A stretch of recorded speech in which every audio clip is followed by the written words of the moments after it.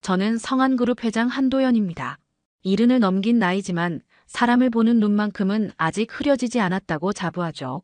50년 넘게 사업을 하며 수많은 사람들을 만났고 그들의 겉과 속을 구분하는 법을 배웠습니다. 오늘은 아들이 결혼하겠다며 데려온 여자를 처음 만나는 날이었어요. 장소는 시내 중심가 고급 호텔 라운지였습니다. 저는 일부러 30분 일찍 도착했어요. 라운지 입구를 지나 안쪽으로 들어서는데 갑자기 날카로운 목소리가 들려왔습니다. 지금 장난해요? 제가 얼마나 기다렸는데 이제 와서 자리가 없다고요? 저는 걸음을 멈췄어요. 소리가 난 쪽을 보니 한 젊은 여성이 웨이터를 향해 손가락질을 하고 있었습니다. 20대 후반쯤 되어 보이는 여자였죠. 죄송합니다, 손님. 예약하신 테이블이 아직 정리가 안 되어서요. 잠깐. 제 시간이 얼마나 귀한지 알아요? 당신네 호텔이 이 정도밖에 안 돼요. 웨이터는 땀을 흘리며 연신 고개를 숙였습니다. 저는 속으로 생각했죠. 저런 사람이 우리 며느리가 되면 안 되는데. 서비스 직원에게 저렇게 함부로 대하는 사람은 결국 가족에게도 그런 태도를 보이게 마련이거든요. 저는 고개를 돌려 예약해둔 구석 자리로 향했습니다. 자리에 앉아 입구 쪽을 바라보며 기다렸어요. 오후 7시 정각 라운지 문이 열리며 아들 재훈이가 들어왔습니다. 그리고 그 옆에는 제 심장이 철렁 내려앉았어요. 아까 웨이터에게 고함을 지르던 바로 그 여자였습니다. 아버지. 재훈이가 환하게 웃으며 손을 흔들었어요. 저는 애써 미소를 지으며 손을 들었습니다. 두 사람이 테이블로 다가왔죠. 아버지, 세라예요.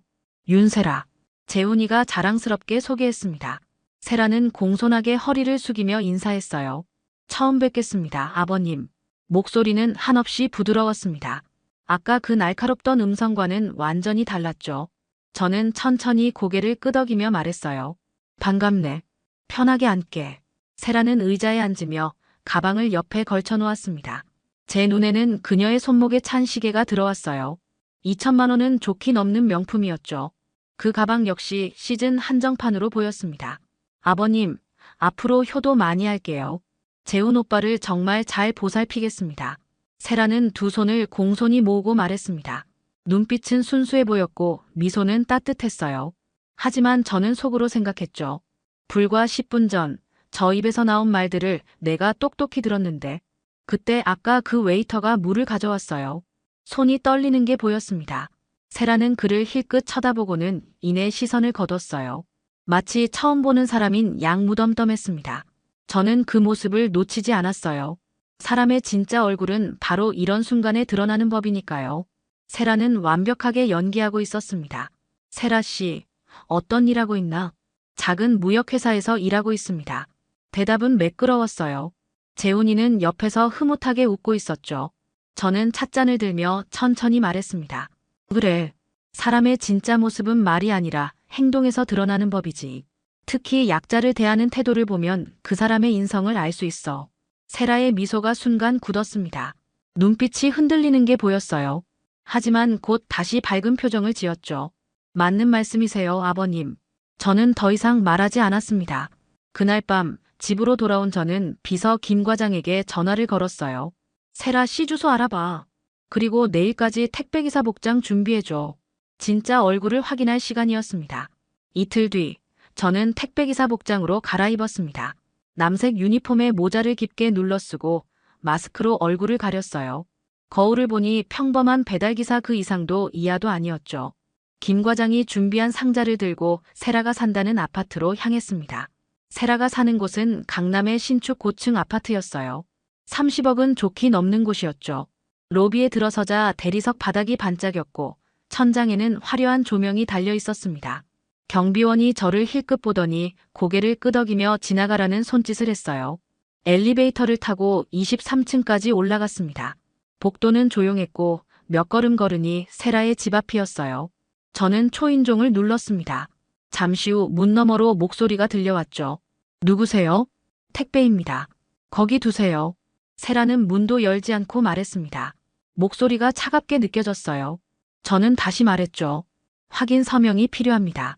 한숨 소리가 들렸습니다. 문이 열리더니 세라가 얼굴을 내밀었어요. 머리는 대충 묶여 있었고 실내복 차림이었습니다. 그녀는 저를 위아래로 훑어보더니 인상을 찌푸렸어요. 빨리 주세요. 냄새나니까 안으로 들어오지는 마세요. 저는 가만히 서 있었습니다. 세라는 상자를 받아들고는 현관 바닥에 던지듯 내려놓았어요. 그리고 발끝으로 상자를 안쪽으로 밀었죠. 아파트 문에 손자국 남기지 마세요. 이런 거 닦는 사람 없으니까. 말을 마친 세라는 문을 닫으려 했습니다. 저는 서명판을 내밀며 말했어요. 서명 부탁드립니다. 세라는 짜증스럽게 펜을 휘갈겨 그었습니다. 그 순간 옆집 문이 열렸어요. 중년 여성이 나오며 저를 향해 인사를 건넸죠. 아, 안녕하세요. 요즘 날씨에 배달하시느라 고생 많으시죠? 순간 세라의 표정이 180도 바뀌었습니다. 차갑던 얼굴에 갑자기 미소가 번졌어요.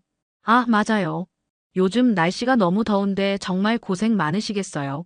수고하세요. 목소리는 꿀처럼 달았습니다. 저는 그 변화를 똑똑히 지켜봤어요. 옆집 여성이 엘리베이터를 타고 내려가자 세라는 다시 차가운 표정으로 돌아왔습니다. 다 됐으면 가세요. 문이 쾅 닫혔습니다. 저는 한동안 그 앞에 서 있었어요.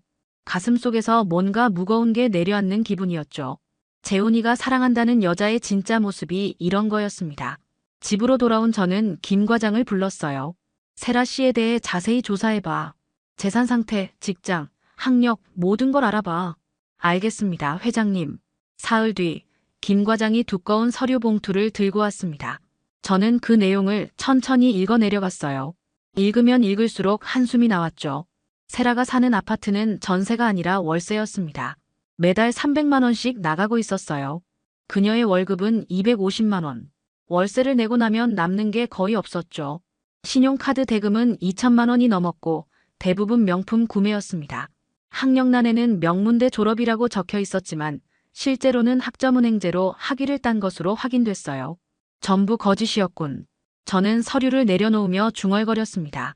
30억짜리 아파트, 명품 가방과 시계, 화려한 SNS 사진들. 모든 게 허울뿐인 껍데기였어요.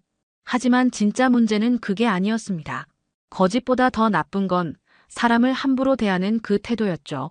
저는 재훈에게 전화를 걸었습니다. 재훈아, 다음 주에 상견례 하자. 제대로 된 자리에서 세라 씨를 다시 만나보고 싶구나. 정말요, 아버지? 감사합니다. 재훈이의 목소리는 기쁨으로 가득했어요. 저는 전화를 끊고 창밖을 바라봤습니다.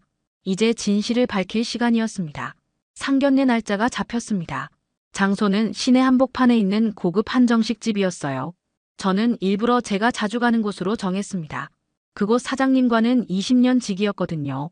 상견례 당일, 저는 평소보다 일찍 식당에 도착했어요. 사장님이 반갑게 맞이했죠. 회장님, 오늘 중요한 날이시죠? 특별히 준비했습니다. 고맙네. 그런데 오늘 한 가지 부탁이 있네. 저는 사장님께 제 계획을 설명했습니다. 사장님은 놀란 표정을 지었지만 곧 고개를 끄덕였어요. 알겠습니다, 회장님. 걱정 마십시오. 오후 6시 예약된 시간이었습니다. 저는 룸 안에 앉아 기다렸어요. 곧 문이 열리며 재훈이와 세라가 들어왔습니다. 세라는 깔끔한 한복 차림이었어요. 머리는 단정하게 올렸고 화장도 절제되어 있었죠. 아버님, 안녕하세요. 세라는 공손하게 인사했습니다. 미소는 완벽했고 태도는 흠잡을 데 없었어요. 저는 자리를 권하며 말했죠. 어서 오게. 편하게 앉아. 음식이 하나둘 나오기 시작했습니다. 대화는 무난하게 흘러갔어요. 세라는 질문에 정확히 답했고 때로는 재치 있는 농담도 했습니다. 재훈이는 옆에서 행복한 표정으로 웃고 있었죠. 세라 씨, 우리 재훈이를 만나서 행복한가? 네, 아버님. 제 인생에서 가장 행복한 시간을 보내고 있습니다. 세라의 대답은 진심처럼 들렸어요. 하지만 저는 알고 있었습니다. 그녀의 진짜 모습을요. 그때였습니다. 룸문이 열리며 종업원이 들어왔어요. 하지만 그건 식당 직원이 아니었습니다. 바로 저였죠. 아니, 정확히는 택배기사 복장을 한 제 모습이었습니다. 김 과장이 제 부탁대로 준비해준 연출이었어요. 아니, 실제로는 사장님이 부탁한 아르바이트 직원이 택배기사 복장을 입고 들어온 거였습니다. 저는 자리에서 일어나며 말했어요. 잠깐 실례를 좀 하겠네. 저는 룸을 나가 복도로 갔습니다. 그리고 미리 준비해둔 택배기사 복장으로 갈아입었어요. 모자를 눌러쓰고 마스크를 착용했습니다. 손에는 작은 상자를 들었죠. 심호흡을 한번 하고 다시 룸문을 두드렸습니다. 배달 왔습니다. 문이 열렸어요. 세라가 의아한 표정으로 저를 바라봤습니다. 배달이요? 여기 상견례 중인데. 윤세라 씨 맞으시죠? 택배 왔습니다. 세라의 얼굴이 순간 굳었어요. 재훈이가 일어나며 말했죠. 아, 제가 받을게요. 본인 확인이 필요합니다. 저는 일부러 목소리를 낮게 깔았습니다. 세라는 짜증스러운 표정으로 다가왔어요. 지금 중요한 자리인데 왜 이런 데까지 와요? 상식이 없으세요? 목소리가 점점 날카로워졌습니다. 제가 지난번에 들었던 바로 그 목소리였죠. 죄송합니다만 규정. 그냥 여기 놓고 가면 되잖아요. 왜 이렇게 융통성이 없어요? 세라는 상자를 낚아채듯 받아들었습니다. 그리고 문 쪽으로 상자를 던지듯 놓았어요. 재훈이가 당황한 표정으로 세라를 말렸죠. 세라야, 그렇게까지. 오빠는 몰라요. 이런 사람들한테 친절하게 대하면 자꾸 이래요. 저는 천천히 모자를 벗었습니다. 그리고 마스크를 내렸어요. 룸 안의 공기가 얼어붙었습니다. 세라의 얼굴에서 핏기가 싹 가셨어요. 입이 벌어진 채 굳어 있었죠. 재훈이도 믿을 수 없다는 표정으로 저를 바라봤습니다. 아, 아버지. 저는 조용히 말했습니다. 그동안 배달 잘 받으셨습니까, 세라 씨? 세라는 말을 잇지 못하고 입만 벙긋거렸습니다. 얼굴은 새하얗게 질려 있었고 손은 미세하게 떨리고 있었어요. 재훈이가 황급히 일어서며 말했죠. 아버지, 이게 무슨 일이세요? 저는 택배기사 복장을 벗으며 천천히 자리로 돌아왔습니다. 그리고 품속에서 서류 봉투를 꺼내 테이블 위에 내려놓았어요. 앉아라, 재훈아. 그리고 세라 씨도 앉으시죠. 세라는 다리에 힘이 풀린 듯 주저앉았습니다. 재훈이는 어리둥절한 표정으로 저와 세라를 번갈아 보고 있었어요. 저는 서류 봉투를 펼쳤습니다. 세라 씨, 당신이 사는 아파트 말이요. 30억짜리 집이라고 들었는데 사실은 월세더군요. 매달 300만 원씩 내고 계시죠? 세라의 눈동자가 흔들렸습니다. 재훈이가 놀라서 물었어요. 월세요? 세라가 전세라고 했는데. 그뿐이 아니네. 신용카드 빚이 2천만 원이 넘어요. 대부분 명품 구매 내역이더군요. 저는 서류를 하나씩 테이블 위에 펼쳐놓았습니다. 세라는 고개를 떨구고 있었어요. 어깨가 미세하게 떨리는 게 보였죠. 그리고 학력 문제도 있더군요. 명문대 졸업이라고 하셨는데 실제로는 학점은행제였어요. 물론 그게 나쁜 건 아니죠. 하지만 거짓말은 나쁜 겁니다. 아버지. 재훈이의 목소리가 떨렸습니다. 저는 잠시 숨을 고르고 말을 이었어요. 하지만 진짜 문제는 따로 있네. 세라 씨, 당신은 나를 2번 만났소. 한 번은 호텔 라운지에서, 또 한 번은 당신 집 앞에서였죠. 기억하시오? 세라는 고개를 들지 못했습니다. 저는 계속 말했어요. 호텔에서 웨이터가 물잔을 떨어뜨렸을 때 당신이 뭐라고 했죠? 이런 고급 호텔에서 일하면서 그렇게 일하면 어떡하냐고 했소. 그리고 집 앞에서는 나한테 냄새 난다고 했죠. 문에 손자국 남기지 말라고도 했고요. 재훈이가 세라를 바라봤습니다. 믿을 수 없다는 표정이었어요. 세라, 그게 사실이야? 세라는 눈물을 글썽이며 고개를 저었습니다. 아니에요, 오빠. 제가 그랬을 리가 없어요. 오해예요. 오해. 저는 차갑게 웃었습니다. 그렇다면 이건 어떻게 설명하실 건가요? 옆집 사람이 나왔을 때 갑자기 태도가 바뀌던 건 말이요. 요즘 날씨에 고생 많으시죠라고 하시더군요. 그 사람이 사라지자마자 다시 차갑게 돌아서셨지만 세라는 더 이상 변명하지 못했습니다. 눈물이 볼을 타고 흘러내렸어요. 재훈이는 머리를 감싸 쥐고 있었죠. 우리 재훈이는 사람의 겉이 아닌 마음을 보고 자랐습니다. 하지만 당신은 자신을 포장하기 위해 거짓으로 살았소. 더 나쁜 건 약자를 함부로 대하는 당신의 태도요. 저는 천천히 일어섰습니다. 돈이 없어서 문제가 아니오. 거짓말을 해서 문제도 아니죠. 진짜 문제는 당신이 사람을 대하는 방식입니다. 그게 바로 인성이고 품격이에요. 세라는 얼굴을 가리고 흐느끼기 시작했습니다. 재훈이는 창밖만 바라보고 있었어요. 저는 마지막으로 말했습니다. 재훈아, 이 문제는 내가 결정해야 해. 하지만 아버지로서 한 가지만 말하마. 사람은 변하지 않아. 지금 보이는 게 진짜야. 저는 룸을 나왔습니다. 복도를 걸으며 뒤에서 들리는 울음소리를 들었어요. 세라의 울음인지 재훈이의 한숨인지 구분되지 않았죠. 가슴 한편이 무거웠지만 이게 옳은 일이라는 걸 알고 있었습니다. 사장님이 로비에서 저를 기다리고 있었어요. 회장님, 괜찮으십니까? 괜찮네. 고맙네, 자네. 저는 식당을 나와 차에 올랐습니다. 운전기사가 조심스럽게 물었어요. 댁으로 가시겠습니까? 그러게. 창밖으로 도시의 불빛이 스쳐 지나갔습니다. 저는 눈을 감았어요. 아들이 상처받을 걸 알면서도 진실을 말해야 했던 이유를 생각했죠. 거짓 위에 세운 관계는 결국 무너지기 마련이니까요. 그날 밤 저는 잠을 이루지 못했습니다. 재훈이가 어떤 결정을 내릴지 걱정됐거든요. 새벽 2시쯤 되어서야 문자 한 통이 왔어요. 아버지, 세라와 헤어지기로 했습니다. 내일 뵙겠습니다. 저는 한숨을 길게 내쉬었습니다. 안도감과 동시에 미안한 마음이 들었어요. 아들의 사랑을 제 손으로 끝낸 것 같았으니까요. 다음 날 아침, 재훈이가 집으로 찾아왔습니다. 얼굴은 밤새 울었는지 퉁퉁 부어 있었어요. 저는 아무 말 없이 차를 내왔죠. 아버지, 재훈이의 목소리가 떨렸습니다. 처음엔 화가 났어요. 왜 그렇게까지 하셨나 싶었죠. 하지만 집에 돌아와서 생각해봤어요. 세라가 저한테 보여준 모습과 다른 사람들한테 보여준 모습이 달랐던 순간들이 떠올랐습니다. 저는 조용히 들었어요. 식당에서 종업원한테 말하는 투가 좀 센 적이 있었어요. 저는 그냥 성격이 급한가 보다 했는데 아버지가 보여주신 게 진짜 세라였던 거죠. 재훈아, 네 아버지. 사람을 사랑하는 건 좋은 일이야. 하지만 진짜 사랑은 상대의 진짜 모습을 보고 하는 거지. 겉모습에 속아서 하는 게 아니고. 재훈이는 고개를 끄덕였습니다. 눈가가 다시 붉어졌어요. 며칠 뒤 김 과장이 보고를 해왔습니다. 세라는 아파트를 비우고 고시원으로 이사했다고 했어요.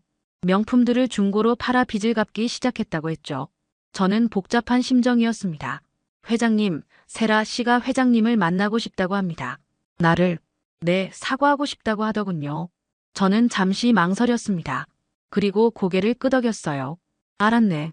만나주지.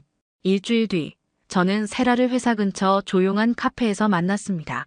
세라는 예전과 달리 수수한 차림이었어요. 명품 가방도 화려한 액세서리도 없었죠. 그녀는 저를 보자마자 깊게 고개를 숙였습니다. 회장님, 정말 죄송합니다. 앉으시오. 세라는 조심스럽게 자리에 앉았어요. 손을 꼭 쥐고 있는 게 보였습니다. 제가 정말 잘못했습니다. 변명의 여지가 없어요. 세라의 목소리는 떨리고 있었습니다. 저는 가난하게 자랐어요. 늘 남들한테 무시당했죠. 그래서 잘 사는 척 있어 보이는 척하면 달라질 거라고 생각했습니다. 하지만 그 과정에서 제가 가장 싫어하던 사람이 되어버렸어요. 저는 말없이 그녀를 바라봤습니다. 회장님이 택배기사로 오셨을 때 제가 얼마나 형편없는 사람인지 깨달았어요. 재훈 오빠한테는 착한 척하면서 정작 힘없는 사람들한테는 함부로 대했던 제 모습이 보였습니다. 세라는 눈물을 닦았습니다. 이제야 알았어요. 진짜 품격은 옷이나 가방에서 나오는 게 아니라 사람을 대하는 태도에서 나온다는 걸요. 저는 잠시 침묵했습니다. 그리고 천천히 입을 열었어요. 세라 씨, 사람은 누구나 실수를 하지. 중요한 건 그 실수에서 배우는 거요. 네. 당신이 지금 느끼는 그 후회와 반성이 진짜라면 앞으로는 달라질 수 있을 거요. 하지만 그건 시간이 증명해 줄 일이죠. 세라는 고개를 끄덕였습니다. 재훈이와는 이미 끝난 일이요. 하지만 당신 인생은 계속되죠. 이번 일을 교훈 삼아 진짜 당신의 모습으로 살아가길 바라오. 감사합니다, 회장님. 정말 감사합니다. 세라는 일어나 깊게 인사했습니다. 저는 그녀가 카페를 나가는 모습을 지켜봤어요. 등이 조금 구부정했지만 전보다는 가벼워 보였습니다. 저는 창밖을 바라보며 생각했어요. 사람은 변할 수 있을까? 아마도 변할 수 있을 겁니다. 단 진심으로 자신을 돌아보고 노력한다면 말이죠. 세라를 만나고 며칠이 지났습니다. 재훈이는 천천히 일상으로 돌아가고 있었어요. 하지만 저는 한 가지 일을 더 해야겠다고 마음먹었죠. 진짜 품격이 무엇인지 제 스스로 다시 한번 확인하고 싶었습니다. 어느 토요일 아침, 저는 다시 택배기사 복장을 꺼냈습니다. 김 과장이 놀란 표정으로 물었어요. 회장님, 또 어디 가시는 겁니까? 이번엔 진짜 배달 일을 해보려고. 네. 그게 무슨. 사람을 제대로 이해하려면 그 입장이 되어봐야 하네. 한 번도 그런 일을 해본 적이 없으니 이번 기회에 해보는 거지.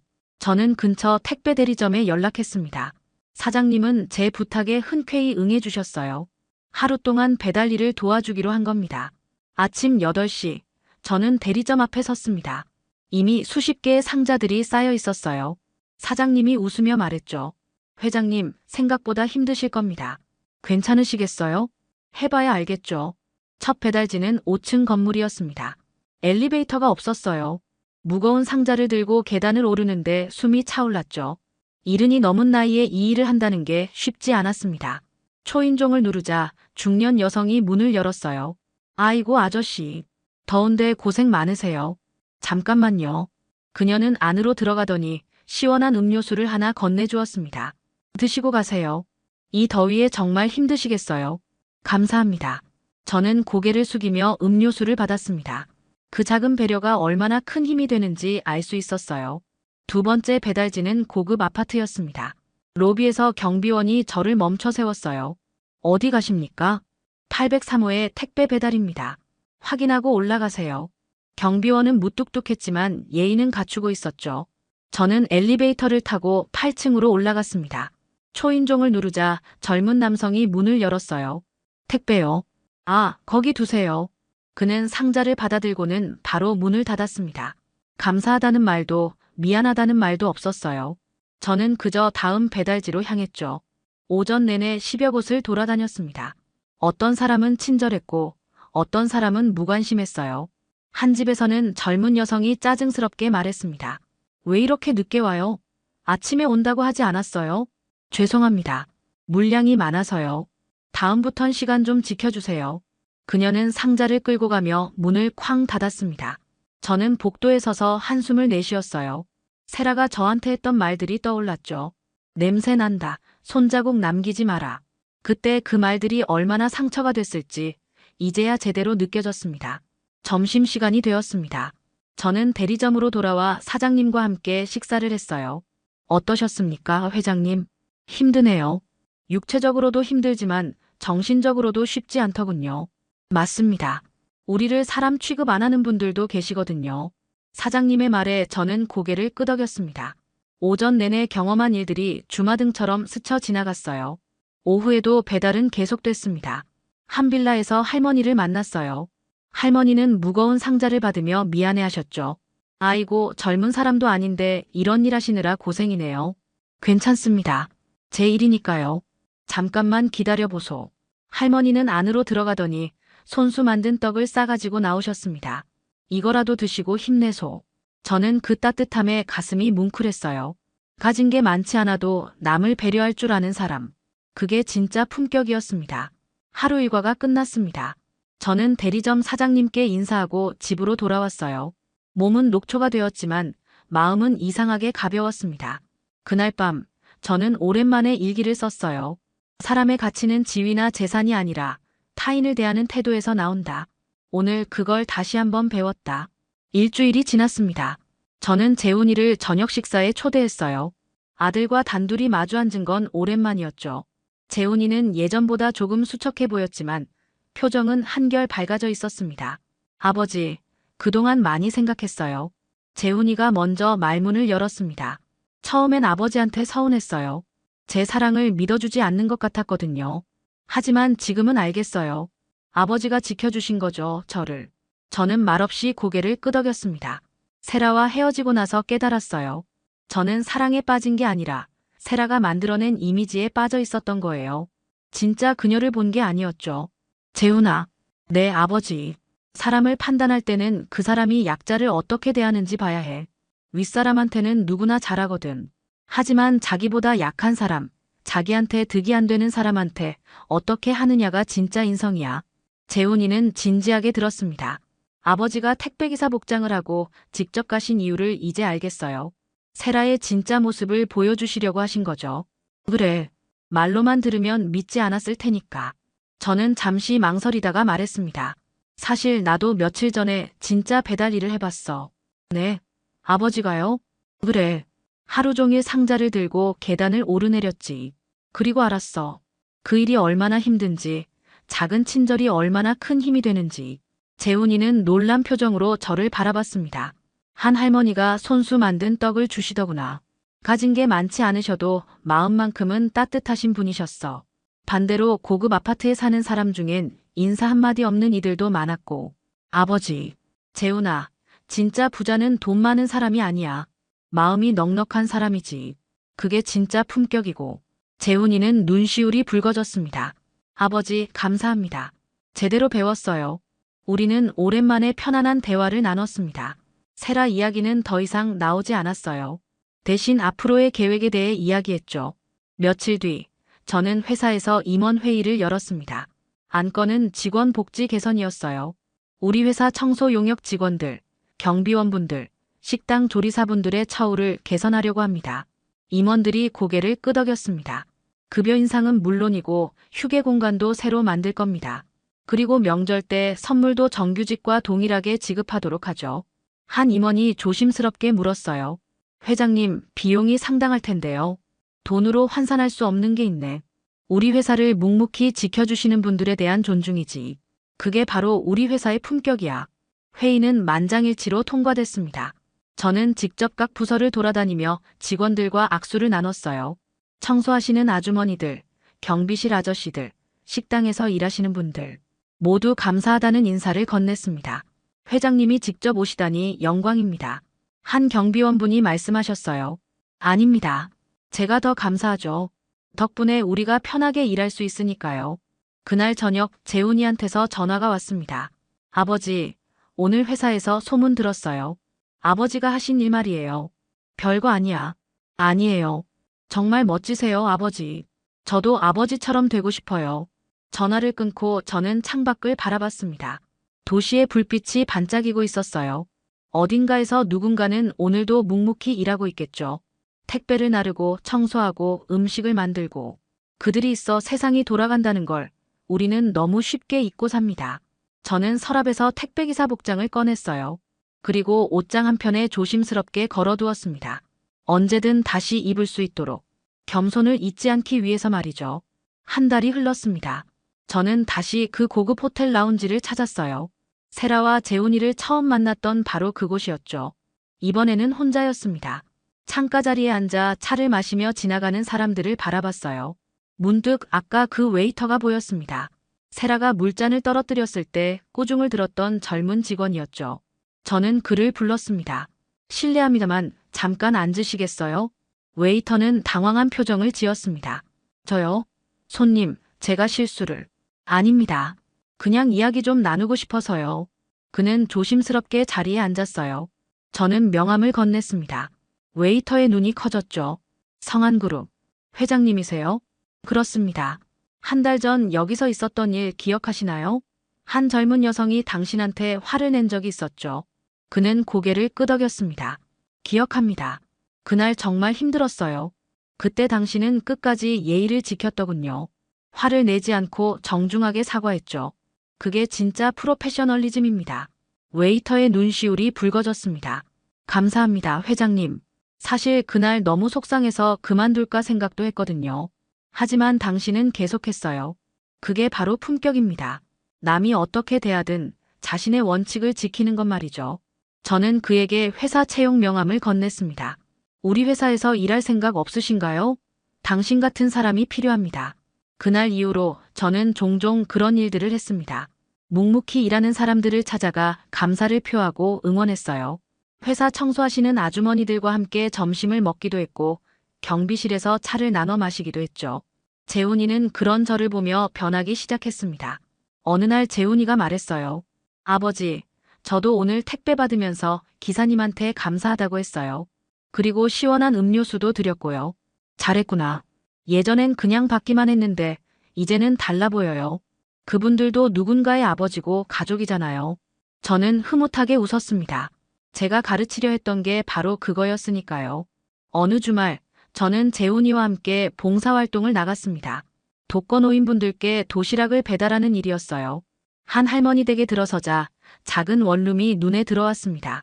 아이고, 손님들이 오셨네. 앉아들 보소. 할머니는 우리를 반갑게 맞아주셨어요. 저는 도시락을 드리며 말했습니다. 건강하세요, 할머니.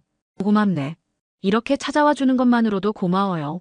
돌아오는 길에 재훈이가 말했습니다. 아버지, 할머니가 우리한테 고맙다고 하셨지만 제가 더 배운 것 같아요. 뭘 배웠는데? 진짜 행복은 가진 것에서 오는 게 아니라 나누는 것에서 온다는 걸요. 저는 아들의 어깨를 두드렸습니다. 며칠 뒤 뜻밖의 소식을 들었습니다. 세라가 작은 카페에서 일하기 시작했다는 거예요. 명품도 내려놓고 허세도 벗어던지고 조용히 살고 있다고 했죠.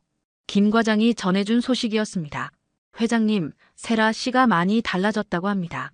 카페 손님들한테도 친절하고 동료들한테도 잘한다고 하더군요. 저는 고개를 끄덕였습니다. 사람은 정말 변할 수 있나 봅니다. 진심으로 자신을 돌아본다면 말이죠. 그날 저녁 저는 서재에 앉아 메모 하나를 적었습니다. 사람의 진짜 가치는 얼마를 가졌느냐가 아니라 남을 어떻게 대하느냐에 달려있다. 약자를 존중할 줄 아는 사람, 작은 친절을 베풀 줄 아는 사람, 겸손할 줄 아는 사람. 그게 바로 진짜 부자다. 저는 그 메모를 액자에 넣어 책상 위에 올려놓았습니다. 그리고 택배기사 복장을 다시 한번 바라봤어요. 옷장에 걸린 그 복장은 이제 제게 특별한 의미가 되었습니다. 겸손을 잊지 말라는 상징이었죠. 창밖으로 해가 지고 있었습니다. 저는 차 한 잔을 들고 석양을 바라봤어요. 50년 사업을 하며 많은 걸 배웠지만 가장 중요한 교훈은 최근에 얻었습니다. 인성은 포장으로 가려지지 않습니다. 겉으로는 30억짜리 아파트에 살고 명품을 걸치고 있어도 마음이 가난하면 진짜 가난한 겁니다. 반대로 작은 원룸에 살아도 남을 배려할 줄 알고 감사할 줄 알면 그게 진짜 부자죠. 제가 재훈이한테 물려줄 가장 큰 유산은 회사도 재산도 아닙니다. 바로 이 교훈입니다. 사람을 대하는 태도, 그게 곧 그 사람의 품격이라는 것. 그리고 진짜 성공은 얼마나 높이 올라갔느냐가 아니라 올라가는 과정에서 얼마나 많은 사람을 존중했느냐로 측정된다는 건 말이죠. 저는 메모를 한 번 더 읽었습니다. 그리고 조용히 미소 지었어요. 이제 재훈이는 알 겁니다. 진짜 부자가 되는 법을요. 당신 같은 사람은 이래야 정신을 차리지. 30대 초반의 여자, 박연주는 분노에 찬 얼굴로 하이힐을 벗어들었어요. 그 앞엔 소박한 청소부 유니폼을 입은 55살쯤 되어 보이는 여인이 서 있었습니다. 번쩍 연주가 휘두른 하이힐 굽이 여인의 이마를 강하게 내리쳤어요. 딱 하는 둔탁한 소리와 함께 피가 흘러내렸습니다. 바로 그 순간 엘리베이터 문이 열리며 한 남자가 급하게 뛰어들어왔습니다. 박연주 씨, 그분이 누구신지 알아? 부장의 다급한 목소리가 사무실에 울려 퍼졌습니다. 이 모든 일은 어떻게 시작된 걸까요? 청소부의 정체는 무엇일까요? 그리고 박연주의 운명은 어떻게 될까요? 이야기는 2주 전으로 거슬러 올라갑니다. 이야기 시작 전 구독과 좋아요는 큰 힘이 됩니다. 서울 한복판, 고층 빌딩 숲 사이에 우뚝 선 대기업 본사 건물. 이른 아침부터 분주하게 오가는 직장인들 사이로 소박한 청소부, 유니폼을 입은 한 여인이 조용히 건물 안으로 들어섭니다. 그녀의 이름은 김정희, 나이는 55. 얼굴엔 세월의 흔적이 묻어나지만 눈빛만큼은 예리하고 단단했죠. 정희 씨는 오늘부터 이 회사의 청소부로 일하게 됐어요. 하지만 그녀의 진짜 정체는 이 대기업 회장의 부인이자 최대 주주입니다. 왜 이런 일을 하게 됐을까요? 바로 아들의 결혼 때문이었죠. 곧 며느리가 될 여자, 그녀의 진짜 인성을 보기 위해서였습니다. 어머니, 제 선택을 믿어주세요. 연주는 정말 좋은 사람이에요. 아들 민준이의 말을 듣고도 정희 씨는 마음 한편이 편치 않았어요. 소문이 심상치 않았거든요. 회사 내부에서 흘러나오는 이야기들. 박연주 31살의 그녀는 겉으로는 완벽해 보였지만 뒤에서는 동료들을 무시하고 아래 사람들을 함부로 대한다는 얘기가 들려왔습니다. 소문만으론 판단할 수 없지. 내 눈으로 직접 확인해야 해. 정희 씨는 남편인 회장에게도 비밀로 하고 인사팀 부장 한 사람만 사정을 알린 채 이 위장 취업을 시작했죠. 청소부로서 가장 가까이에서 가장 낮은 곳에서 며느리가 될 여자를 지켜보기로 한 겁니다. 첫날 아침, 정희 씨는 영업팀이 있는 15층으로 올라갔어요. 연주가 일하는 바로 그 층이었죠. 복도를 지나며 휴지통을 비우고 유리창을 닫고 바닥을 쓸었습니다. 그러다 문득 회의실 안쪽에서 들려오는 목소리에 발걸음을 멈췄어요. 야, 너 이번 달 실적 어떻게 할 거야? 꼴찌하면 우리 팀 전체가 욕먹는다고. 미안해, 연주야. 최선을 다하고 있는데. 최선? 그게 최선이면 회사 그만둬야 하는 거 아냐? 차갑게 쏘아붙이는 목소리의 주인공이 바로 박연주였습니다. 정희 씨는 가만히 귀를 기울였죠.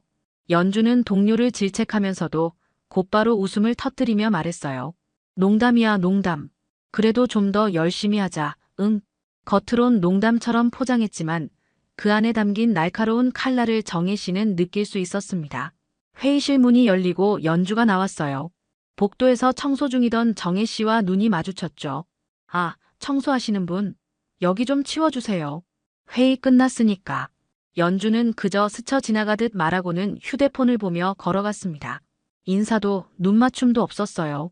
정희 씨는 묵묵히 회의실 안으로 들어가 탁자 위에 흩어진 종이컵과 과자 부스러기들을 치웠습니다. 그 순간 마음 한구석이 서늘해졌죠. 이제 시작이구나. 며칠이 지나면서 정희 씨는 연주의 진짜 모습을 조금씩 더 선명하게 보게 됐습니다.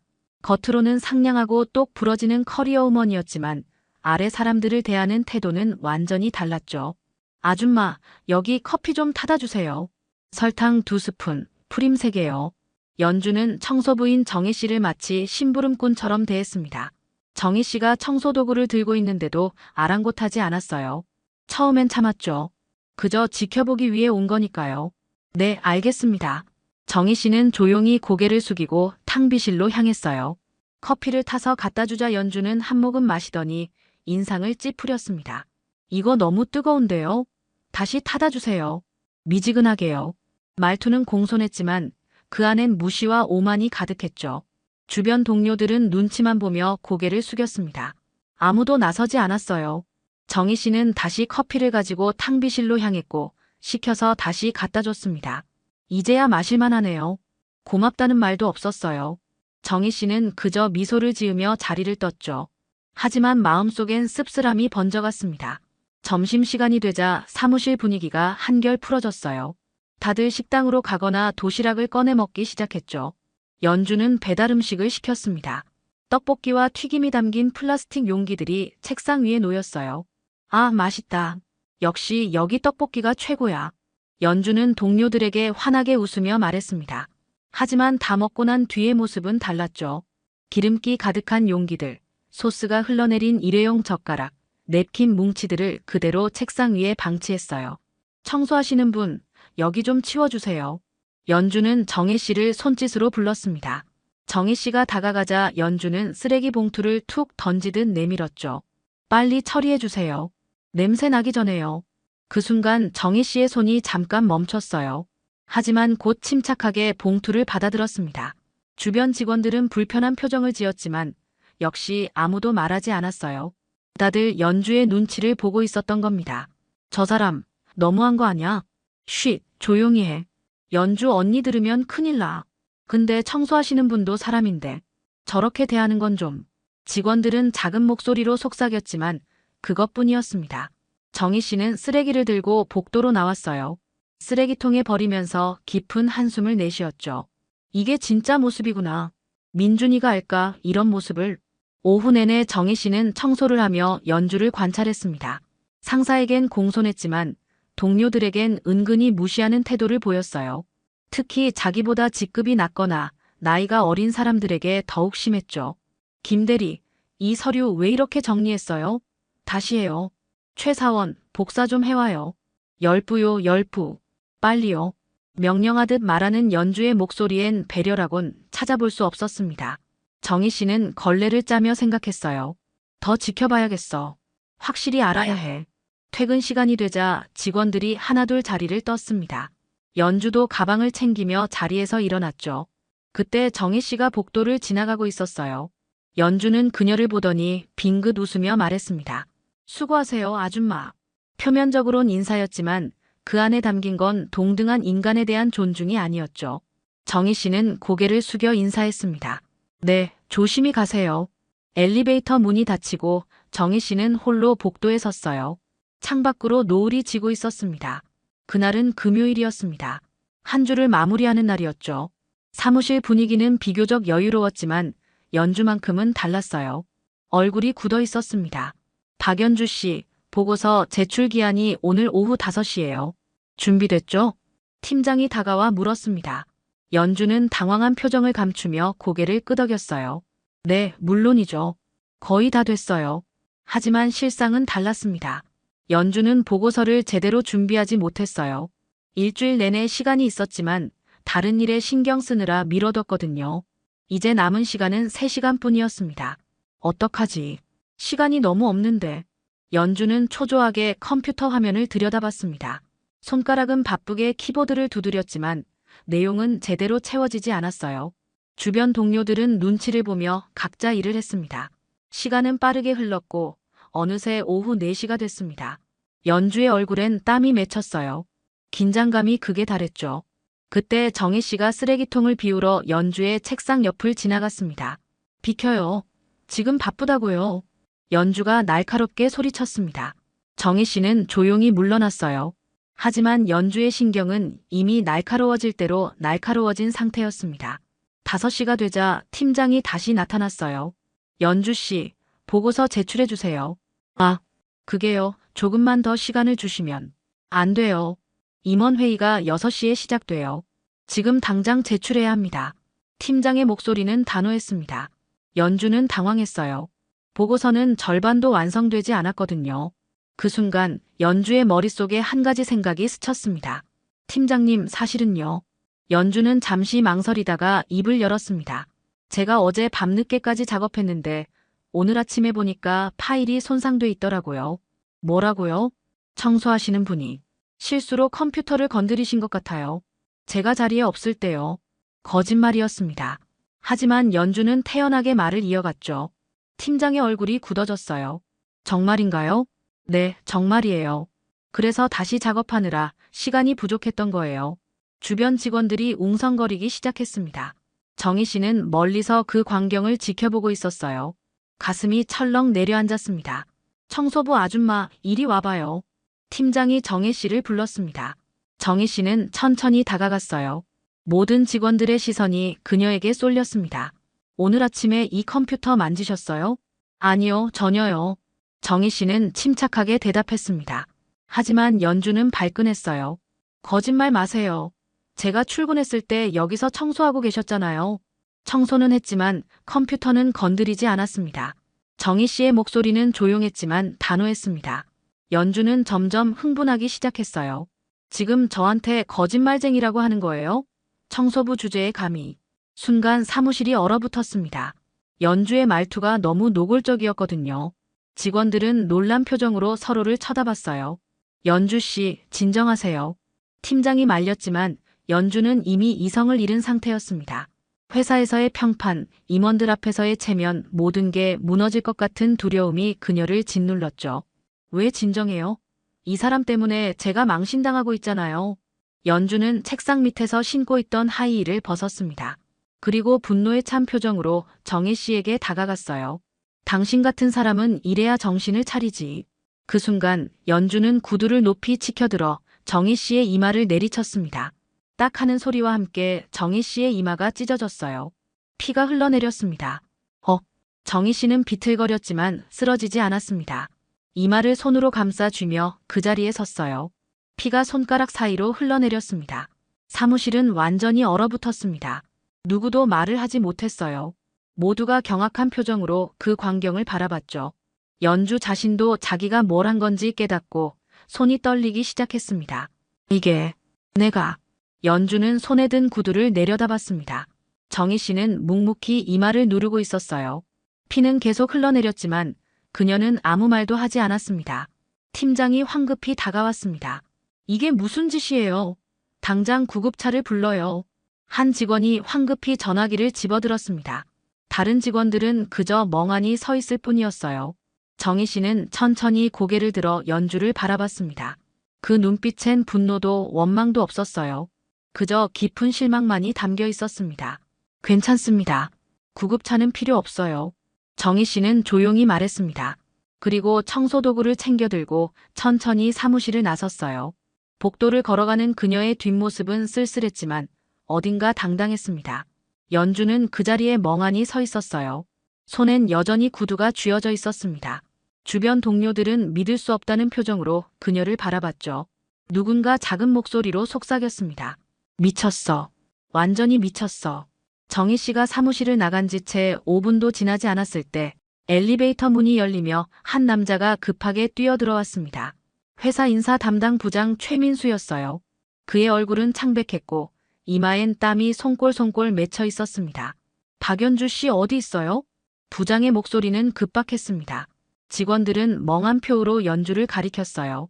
연주는 여전히 그 자리에 서서 구두를 쥐고 있었죠. 부장님. 연주의 목소리는 떨렸습니다. 최 부장은 빠른 걸음으로 다가와 연주의 팔을 붙잡았어요. 지금 당장 나랑 같이 가요. 빨리. 무슨 일이에요? 저는 아무것도. 닥치고 따라와요. 부장의 목소리엔 다급함과 분노가 섞여 있었습니다. 그는 연주를 이끌고 빈 회의실로 들어갔어요. 문을 쾅 닫고는 연주를 똑바로 쳐다봤습니다. 내가 지금 뭘 한 건지 알기나 해? 부장의 목소리는 낮고 무거웠습니다. 연주는 어리둥절한 표정을 지었어요. 청소부를 때렸잖아요. 그게 뭐가 어때서요? 그 사람이 먼저 제 일을 망쳤는걸요. 이 바보 같은. 최 부장은 주먹으로 탁자를 쳤습니다. 쾅 하는 소리에 연주가 움찔했어요. 그 사람이 누군지 알아? 방금 내가 때린 그 사람 말이야. 청소부잖아요. 그냥 청소하는 아줌마. 그 아줌마가 김정희 여사라는 걸 몰랐어. 순간 연주의 얼굴이 하얗게 질렸습니다. 김정희. 그 이름은 회사에서 모르는 사람이 없었죠. 이 회사 회장의 부인이자 최대 주주였으니까요. 뭐라고요? 연주는 비틀거렸습니다. 다리에 힘이 풀렸어요. 회의실 의자를 붙잡고 간신히 몸을 지탱했습니다. 말도 안 돼요. 그럴 리가 없어요. 청소부가 어떻게 직접 변장하고 들어오셨어. 아들이 결혼하기 전에 며느리 될 사람이 어떤 인간인지 보려고. 최 부장의 말에 연주는 완전히 얼어붙었습니다. 머릿속이 하얗게 변했어요. 지난 2주 동안 자신이 정혜 씨에게 어떻게 했는지 떠올랐습니다. 심부름시키고 무시하고 함부로 대하고 그리고 오늘 구두로 이마를 찍은 것까지. 안 돼. 연주는 바닥에 주저앉았습니다. 손이 부들부들 떨렸어요. 이제 어떻게 되는 거예요? 저 어떻게 되는 거냐고요? 어떻게 되긴. 끝났지. 완전히. 최 부장은 차갑게 말했습니다. 그리곤 회의실을 나가버렸어요.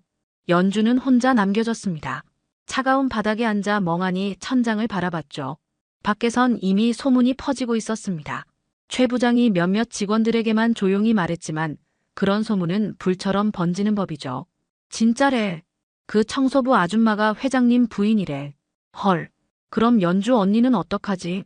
당연히 끝났지. 며느리는커녕 회사에서도 잘릴걸. 직원들은 복도 구석구석에서 수군거렸습니다. 어떤 이는 놀라워했고 어떤 이는 연주를 동정했어요. 하지만 대부분은 씁쓸한 표정을 지었죠. 사실 연주 언니, 우리한테도 좀 심했잖아. 맞아. 늘 위에 사람들한테만 잘 보이려고 했지. 그래도 저렇게 될 줄은. 불쌍하긴 하다. 한편 정혜 씨는 1층 화장실에서 상처를 닦고 있었습니다. 거울을 보니 이마에 선명한 상처가 나 있었어요. 피는 멈췄지만 멍이 들기 시작했습니다. 아프시겠어요? 뒤에서 목소리가 들렸습니다. 최 부장이었어요. 그는 구급상자를 들고 있었습니다. 괜찮습니다. 정희 씨는 담담하게 대답했습니다. 최 부장은 조심스럽게 다가와 소독약과 밴드를 꺼냈어요. 처치해드릴게요. 고맙습니다, 최 부장.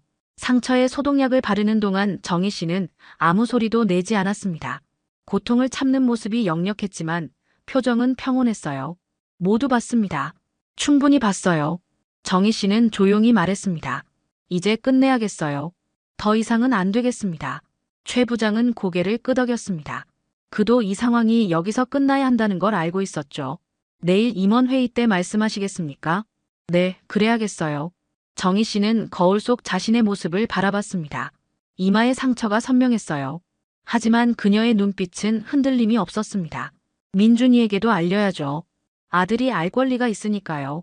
같은 시각 연주는 여전히 회의실 바닥에 앉아 있었습니다. 휴대폰이 울렸어요. 민준이었습니다. 하지만 연주는 전화를 받지 못했어요. 손이 너무 떨려서 휴대폰을 제대로 잡을 수조차 없었습니다. 어떡하지? 어떡해?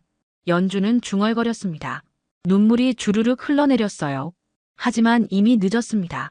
돌이킬 수 없는 강을 건너버렸으니까요. 복도에선 여전히 웅성거림이 계속됐습니다. 그 청소부, 평범한 사람이 아니었어. 우리도 조심해야 돼. 누가 지켜보고 있을지 모르잖아. 직원들의 목소리엔 두려움과 경각심이 섞여 있었습니다. 주말이 지나고 월요일 아침이 밝았습니다. 평소와 다름없이 직원들이 출근했지만 사무실 분위기는 무겁게 가라앉아 있었어요. 금요일에 벌어진 일이 입에서 입으로 전해지며 회사 전체로 퍼져나갔거든요. 들었어? 영업팀 박연주 씨가 회장 부인을 때렸대. 말도 안 돼. 미쳤나 봐. 청소부인 줄 알고 그랬대. 근데 알고 보니 회장 부인이었던 거지. 구내 식당에서도 복도에서도 엘리베이터 안에서도 그 이야기뿐이었습니다. 연주는 자리에 앉아 있었지만 아무도 그녀에게 말을 걸지 않았어요. 동료들은 눈을 마주치는 것조차 피했습니다. 연주야, 커피 마실래? 평소 친하게 지내던 후배가 다가왔습니다. 연주는 간절한 눈빛으로 고개를 끄덕였어요. 응, 고마워. 하지만 후배는 다른 사람들 것만 들고 왔습니다. 연주의 것은 없었죠. 아, 미안. 깜빡했어. 후배는 어색하게 웃으며 자리로 돌아갔습니다. 하지만 그게 깜빡한 게 아니란 걸 연주는 알고 있었어요. 의도적으로 빼먹은 거였습니다. 점심시간이 되자 연주는 혼자 식당으로 향했습니다. 평소엔 동료들과 함께 가곤 했는데 오늘은 아무도 같이 가자는 말을 하지 않았어요. 식당에 들어서자 사람들의 시선이 일제히 쏠렸습니다. 그리곤 곧 고개를 돌렸죠.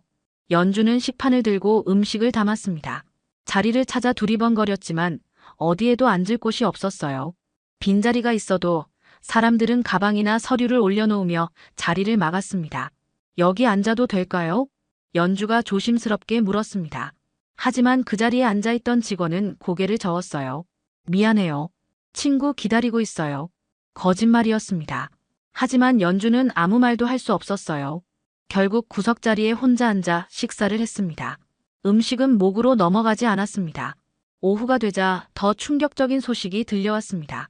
거래처에서 연락이 온 거예요. 박연주 씨와는 더 이상 일하고 싶지 않습니다. 왜 그러시죠? 무슨 문제라도. 소문 들었어요. 그런 사람과 거래할 순 없습니다. 전화를 끊는 소리가 사무실에 울렸습니다. 팀장의 얼굴이 굳어졌어요. 연주는 책상에 엎드렸습니다. 모든 게 무너지고 있었죠. 저녁 무렵 연주의 휴대폰이 울렸습니다. 민준이었어요.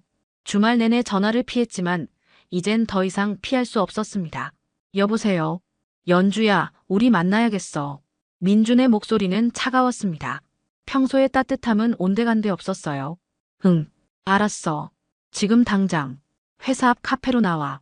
전화가 끊겼습니다. 연주는 떨리는 손으로 가방을 챙겼어요. 사무실을 나서는데 모두의 시선이 따가웠습니다. 카페에 도착하자 민준이 이미 와 있었습니다. 그의 표은 단단히 굳어 있었어요. 연주는 조심스럽게 다가가 앉았습니다. 민준 오빠, 어머니한테 들었어. 전부 다. 민준은 연주를 똑바로 쳐다봤습니다.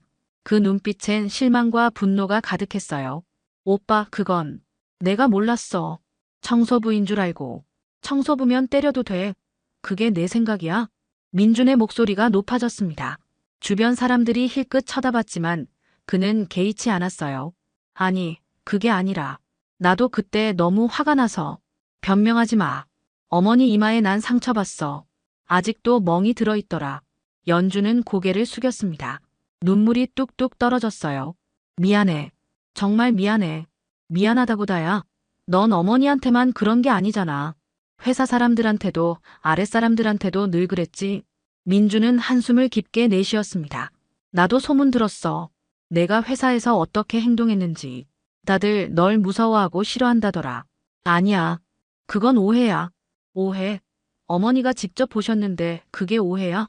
민주는 주머니에서 작은 상자를 꺼냈습니다. 약혼 반지가 들어있는 상자였어요. 이거 돌려줘. 오빠. 제발. 연주야, 난 널 사랑했어. 정말로. 근데 내가 사랑한 건 진짜 내가 아니었나 봐. 겉모습만 보고 속은 거지. 민주는 자리에서 일어났습니다. 연주는 그의 손을 붙잡으려 했지만 민주는 뿌리쳤어요. 다시는 연락하지 마. 그리고 행복하길 바랄게. 마지막 말은 쓸쓸했습니다. 민주는 뒤도 돌아보지 않고 카페를 나갔어요. 연주는 그 자리에 멍하니 앉아 있었습니다. 테이블 위에 반지 상자가 차갑게 빛났습니다. 그날 밤 연주는 집에 돌아가지 못했습니다. 한강 다리 위를 걸으며 울었어요. 차가운 바람이 얼굴을 스쳤지만 마음은 더 차가웠습니다. 다 끝났어. 모든 게. 연주는 난간에 기대어 강물을 내려다봤습니다. 검은 물결이 출렁이고 있었어요. 휴대폰엔 회사 동료들의 단톡방에서 나갔다는 알림이 떠 있었습니다. 아무도 그녀를 원하지 않았습니다. 다음 날 아침 연주는 출근하지 않았습니다. 전화도 받지 않았어요. 사무실에선 그녀의 빈자리만 덩그러니 남아 있었습니다. 수요일 오전 10시 본사 18층 대회의실. 임원들이 하나둘 자리를 채우고 있었습니다. 분기별 정례 회의였지만 오늘은 분위기가 사뭇 달랐어요. 회장의 부인인 김정희 여사가 직접 참석한다는 소식이 전해졌거든요. 여사님이 직접 오신다니 무슨 일이래? 글쎄, 중요한 발표가 있나 봐. 임원들은 수군거렸습니다. 회의실 문이 열리고 정희 씨가 들어왔어요. 깔끔한 정장 차림이었지만 이마에 밴드가 눈에 띄었습니다. 임원들은 일제히 일어나 인사했죠. 앉으세요. 정희 씨의 목소리는 차분했습니다. 하지만 그 안에 담긴 무게감은 회의실 전체를 짓눌렀어요.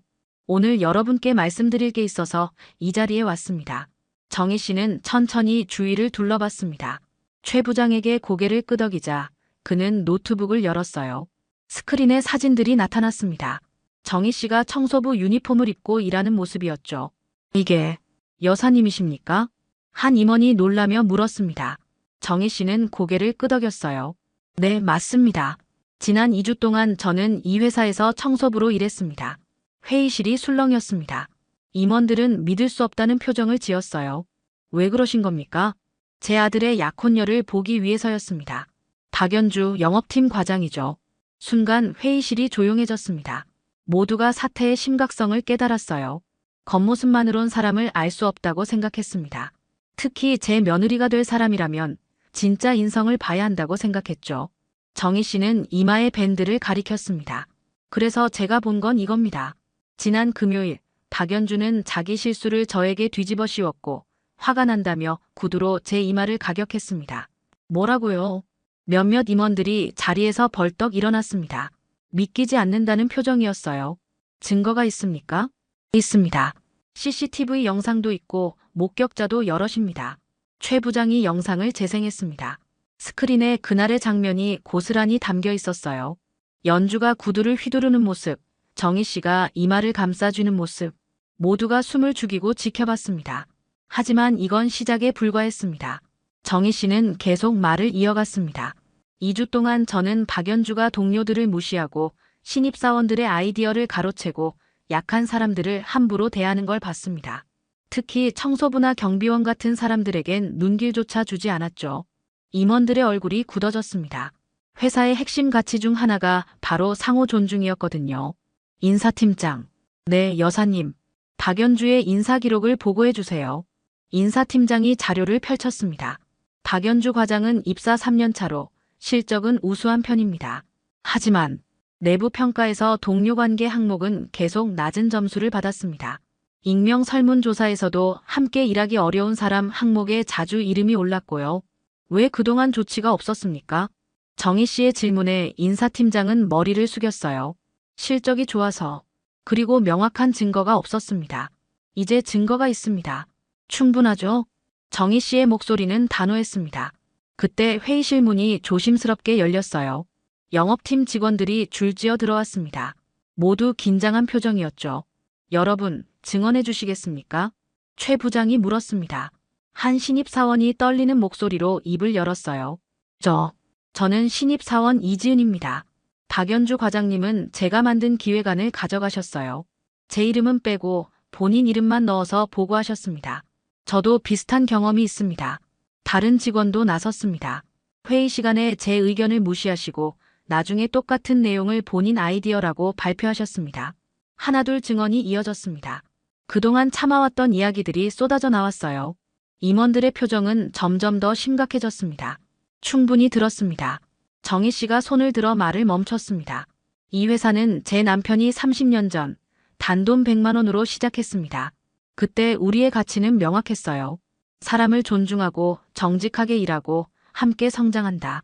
그 가치가 지금의 이 회사를 만들었습니다. 정희 씨는 천천히 자리에서 일어났습니다.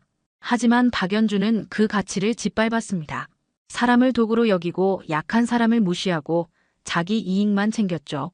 그런 사람은 이 회사에, 그리고 우리 가족에 있을 자리가 없습니다. 여사님의 뜻을 알겠습니다. 인사팀장이 고개를 숙였습니다. 즉시 징계위원회를 소집하겠습니다. 필요 없습니다. 정희 씨는 단호하게 말했습니다. 즉각 해고 처리하세요. 직장 내 폭행과 갑질, 명백한 사유입니다. 회의실이 다시 조용해졌습니다. 무거운 침묵이 흘렀어요. 임원들은 고개를 끄덕였습니다. 이견이 있을 수 없었죠. 그리고 한 가지 더. 정희 씨는 회의실을 나가며 마지막으로 말했습니다. 앞으로 이런 일이 재발하지 않도록 직장 내 인권 교육을 강화하세요. 직급이나 업무와 상관없이 모든 사람이 존중받는 회사를 만들어야 합니다. 문이 닫혔습니다. 남겨진 임원들은 한동안 아무 말도 하지 못했어요. 그날 오후 연주에게 인사팀의 호출 문자가 왔습니다. 며칠간 무단 결근을 하던 그녀는 떨리는 손으로 회사로 향했어요. 이미 무슨 일이 벌어질지 짐작하고 있었지만 막상 회사 앞에 서니 다리가 떨렸습니다.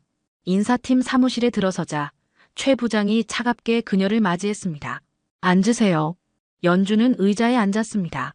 손은 무릎 위에서 부들부들 떨렸어요. 박연주 씨, 회사의 결정을 통보하겠습니다. 최 부장은 서류 한 장을 내밀었습니다. 해고 통지서였어요.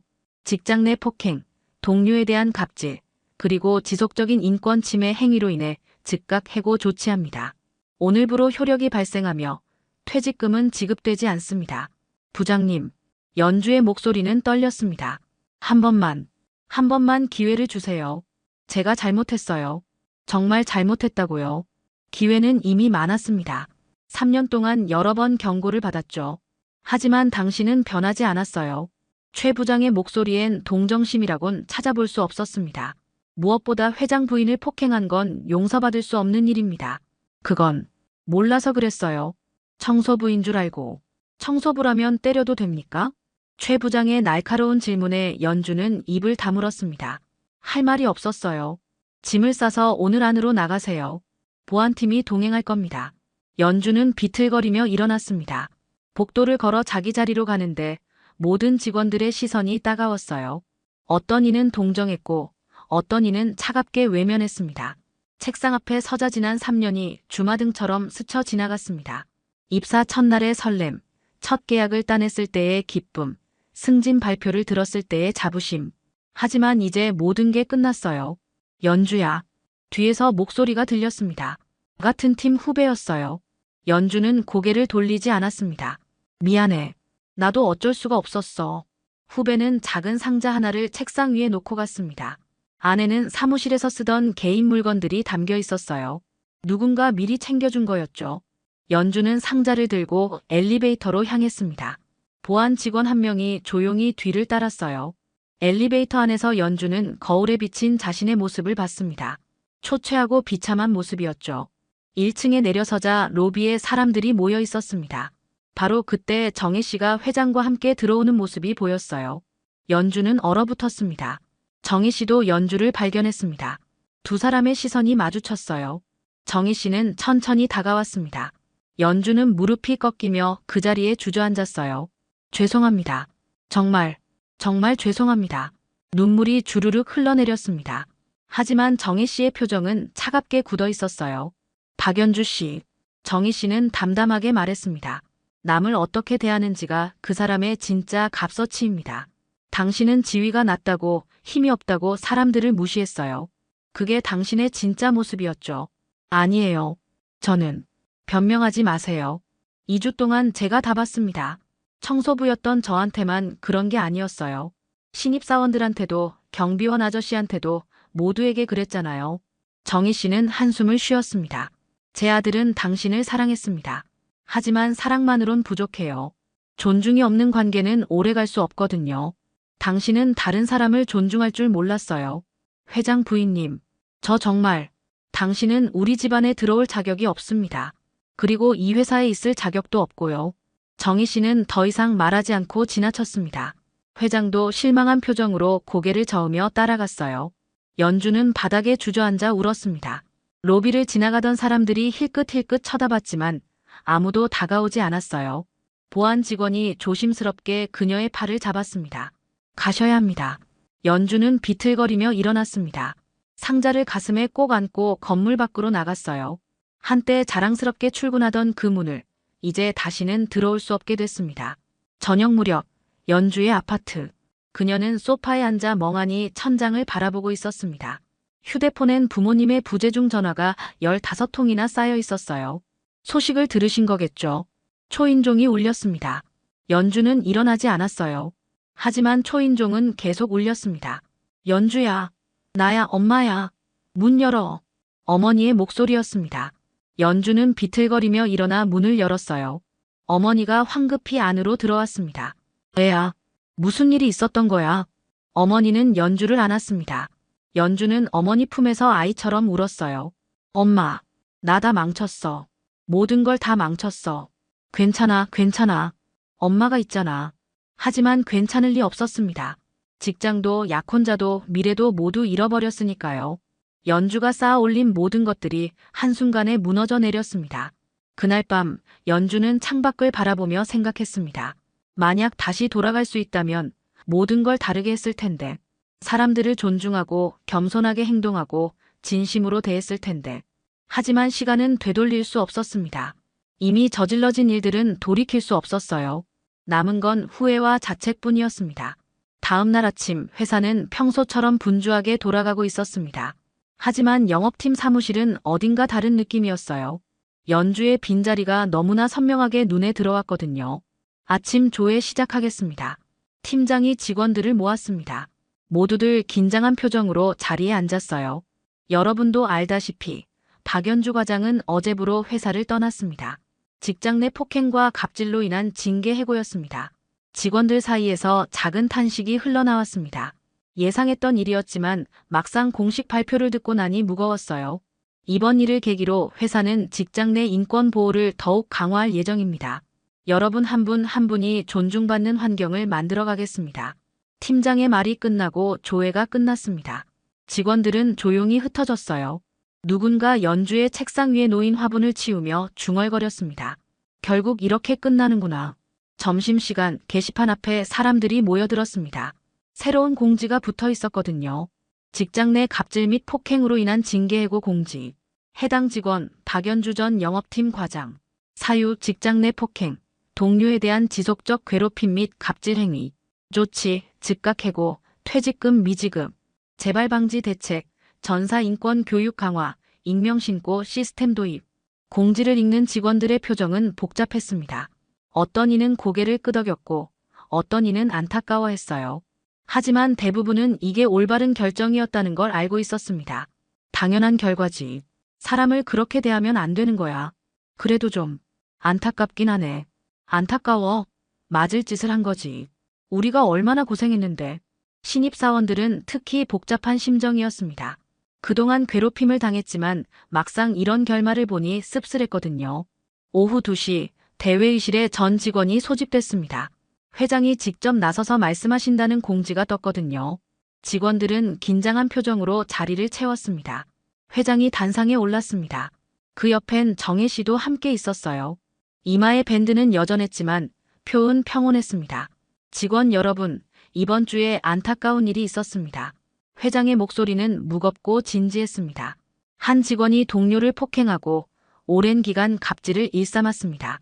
더욱 충격적인 건 피해자가 바로 제 아내였다는 점입니다. 회의실이 숨을 죽였습니다.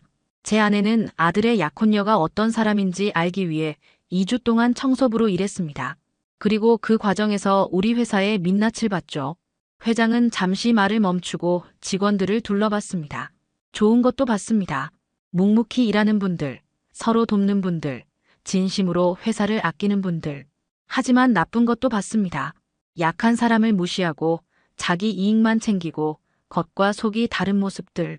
정희 씨가 천천히 일어났습니다. 저는 이번 경험을 통해 많은 걸 배웠습니다. 사람은 힘이 있을 때가 아니라 힘이 없다고 생각할 때 진짜 모습이 드러난다는 것을요. 정희 씨의 목소리는 잔잔했지만 울림이 있었습니다.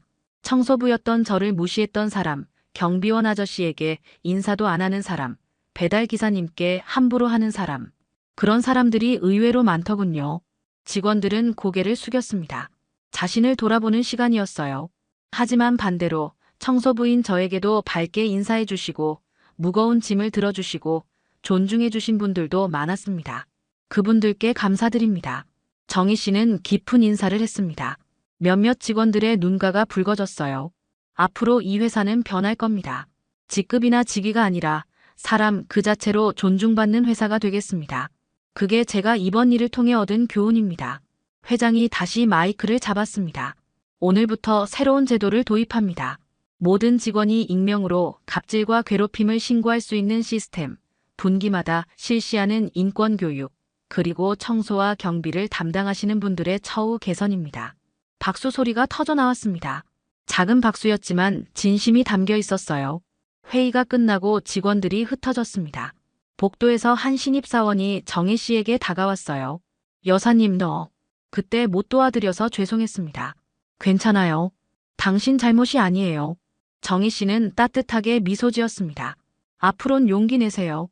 잘못된 걸 보면 말할 수 있는 용기요. 신입사원은 고개를 끄덕이며 눈물을 훔쳤습니다. 저녁이 되자 사무실은 조용해졌습니다. 정희 씨는 15층 창가에 서서 도시의 불빛을 바라봤어요. 이마의 상처는 아직 아팠지만 마음은 한결 가벼웠습니다. 잘한 거겠죠? 옆에 선 회장이 물었습니다. 정희 씨는 고개를 끄덕였어요. 네, 잘한 거예요. 민준이도 나중엔 이해할 겁니다. 두 사람은 나란히 창밖을 바라봤습니다. 저 멀리 한강이 반짝이고 있었어요. 그날 무너진 건 며느리의 오만이었고 무릎 꿇린 건 돈이 아니라 양심이었습니다. 사람은 누구를 대하든 똑같아야 합니다. 회장 앞에서든 청소부 앞에서든 그 사람의 진짜 모습은 변하지 않아야 하죠. 왜냐하면 진짜 품격은 힘이 있을 때가 아니라 아무도 보지 않을 때 드러나니까요. 연주는 그걸 몰랐습니다. 아니, 알면서도 무시했던 거겠죠. 그리고 그 대가를 혹독하게 치렀습니다. 하지만 이 이야기는 단순히 한 사람의 몰락에 관한 것만은 아닙니다. 우리 모두에게 던지는 질문이에요. 나는 과연 누구에게나 같은 사람인가? 그 질문에 떳떳하게 대답할 수 있다면 당신은 진짜 품격을 가진 사람입니다.